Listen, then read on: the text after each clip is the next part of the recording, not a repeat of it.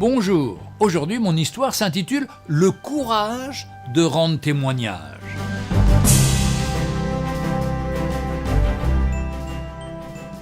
Dans une région d'Allemagne se trouvaient des instituteurs qui cherchaient à rendre leurs élèves athées dès leur enfance. L'un d'eux força un jour toute la classe à écrire 100 fois « Il n'y a pas de Dieu ».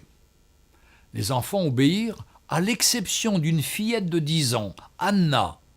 Anna avait des parents chrétiens et était elle-même convertie, connaissant la parole de Dieu. Elle eut le courage d'écrire 100 fois « Il y a un Dieu ». Cela ne manqua pas d'irriter son maître, qui menaça de la battre en lui disant « Demain, tu m'écriras 200 fois « Il n'y a pas de Dieu ». Arrivée à la maison, la pauvre petite raconta tout à sa mère en pleurant. Le courage commençait à lui manquer. On l'entendait chuchoter « Maman, je ne veux pas aller à l'école demain. Herr Voller va se mettre encore plus en colère. » La mère de l'enfant tenta de la rassurer. « Anna, il faut y aller quand même. J'irai avec toi et nous verrons monsieur le directeur. » Le lendemain matin, mère et fille prièrent ensemble le Seigneur de venir à leur secours et bravement se mirent en route pour l'école. Elles arrivèrent très en avance et demandèrent à parler au directeur, priant pour qu'il ne soit pas un ennemi de Dieu. La maman d'Anna expliqua pourquoi elle était venue. La réponse du directeur fut si extraordinaire qu'Anna et sa mère furent saisies d'horreur. « Madame, Herr Voller est mort subitement cette nuit. » Grâce au courage de cette fillette, un incrédule au dernier jour de sa vie avait eu 100 fois ce témoignage « Il y a un Dieu ». Dans sa grande richesse, Dieu rencontre chacun d'entre nous d'une manière bien spécifique. Sa bonté infinie peut rattraper les cœurs les plus réfractaires et endurcis.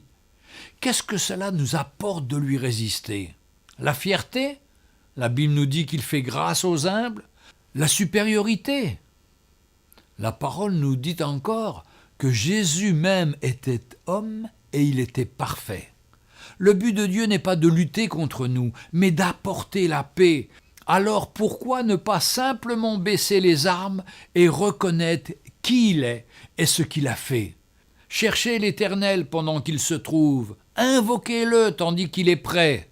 Ésaïe 55, verset 6. Je vous invite à prier avec moi.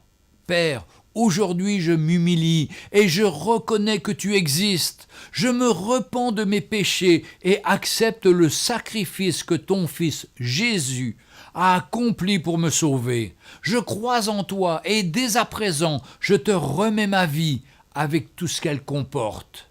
Père, aujourd'hui mon cœur s'approche de toi. Je veux être en paix avec toi. Merci Seigneur, viens à mon secours. Amen.